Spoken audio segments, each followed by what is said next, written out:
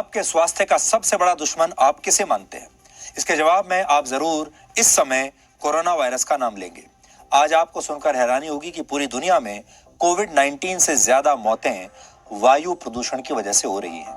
आपकी जानकारी में या परिवार में भी शायद कुछ लोग ऐसे जरूर होंगे जिन्हें हार्ट अटैक हुआ होगा, डायबिटीज की बीमारी होगी, लंग कैंसर होगा या फेफड़े की कोई गंभीर बीमारी हो गई होगी और डॉक्टरों ने भी इन बीमारियों का इलाज उन्हें उनका किया होगा, इलाज बताया होगा।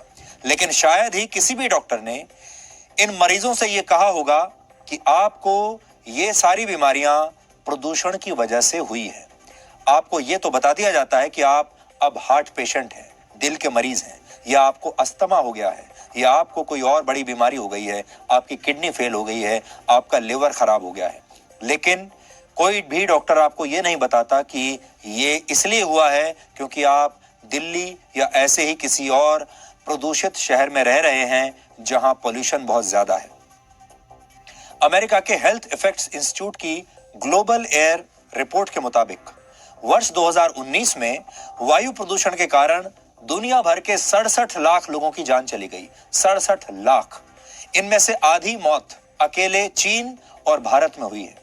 हालांकि कोविड-19 के संक्रमण से अब तक पूरी दुनिया में 11 लाख से ज्यादा लोगों ने जान गंवाई है। यानी कोरोना वायरस से कहीं ज्यादा मौत पोल्यूशन से हो रही है, प्रदूषण से हो रही है। लेकिन उसकी कोई बात नहीं कर रहा। पिछले वर्ष भारत में 16 लाख लोगों की जान इसलिए चली गई क्योंकि वो प्रदूषित हवा में सांस ले रहे थे, गंदी हवा में सांस ले रहे थे। 16 लाख लोग मर गए।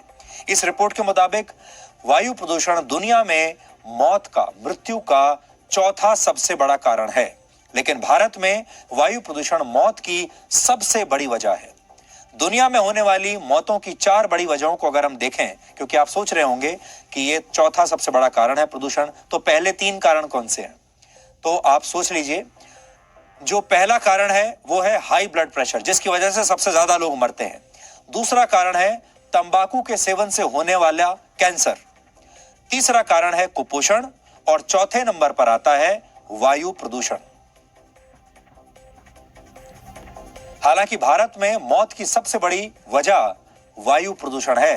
भारत में हाई ब्लड प्रेशर मौत की दूसरी सबसे बड़ी वजह बन गई है। यानी ये प्रदूषण जो है इसने ब्लड प्रेशर को भी दूसरे नंबर पर खिसका दिया है।